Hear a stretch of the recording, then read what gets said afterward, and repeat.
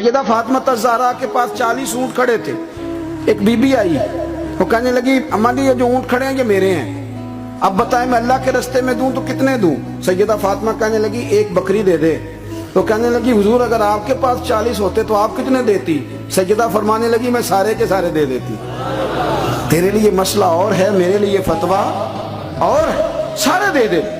3000 दिनार आए इमाम हसन और हुसैन के पास। फकीर बैठा है, फकीर कहता है मेरे दिल में ख्याल था कि 5-10 दे दें तो मेरी मौज बन जाएगी, पर मुझे नहीं पता था कि इतने सखी गिराने के पास आया हूं। 5-10 दे दें तो मौज बन गई।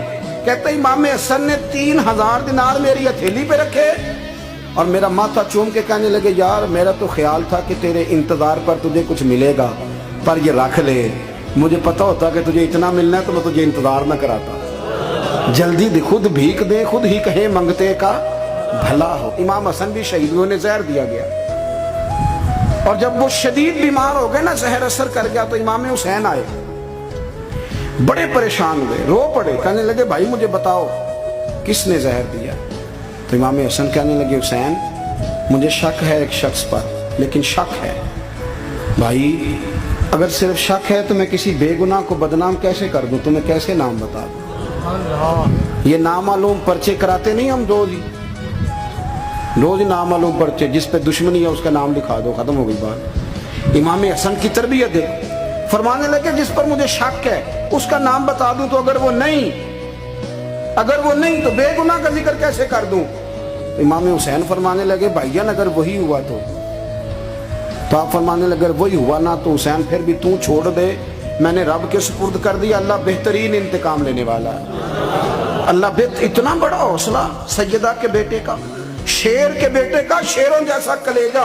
तो कहीं बैक भी तो हो ना, कहीं तू दरगुजर भी तो करना, क्या हर जगह छा के रहना। मुझे जाती तौर पर दयानतदारी से कहता हूँ, मस्जिद में बैठा हूँ, जब मेरे आने पे लोग नारे लगाते हैं मुझे तकलीफ होती। मैं कहता हूँ यार नबी पाक की नात चल रही थी, उसका अदब ज्यादा है या अजमल कादरी का अदब ज्यादा है? छोड़े आप, जो आया है वो बैठ जाएगा, खत्म हो गई बात। और वैसे भी जो लोग जलसों के लिए मेहनत करते हैं ना, बेचारे इश्तिहार लगाते हैं, मस्जिद की सफाई करते हैं, जो लंगर पकाते हैं, वो तो स्टेज पे आते ही नहीं, हालांकि ज्यादा सवाब तो उनको मिलता है, वो तो पीछे छुपे होते हैं। मैं कई दफा मुझे पता चल जाए ना इस कारकुन ने ज्यादा काम किया इस जलसे के लिए, तो मैं उसके कान में कहता हूँ मेरे लिए भी दुआ करिए, इसलिए कि तूने मेहनत की है। इमाम हुसैन खुद बताते हैं, फरमाते हैं कि अब मेरे भाई ना इमाम हसन अपनी एक बीवी को तलाक देना चाहते थे, इख्तलाफ शदीद हो गया, बात तलाक तक आ गई। मुझे पता चला तो मैं पहुंचा, मैंने कहा भाईजान क्या इख्तलाफ है भाभी से, सुना तलाक देने लगे।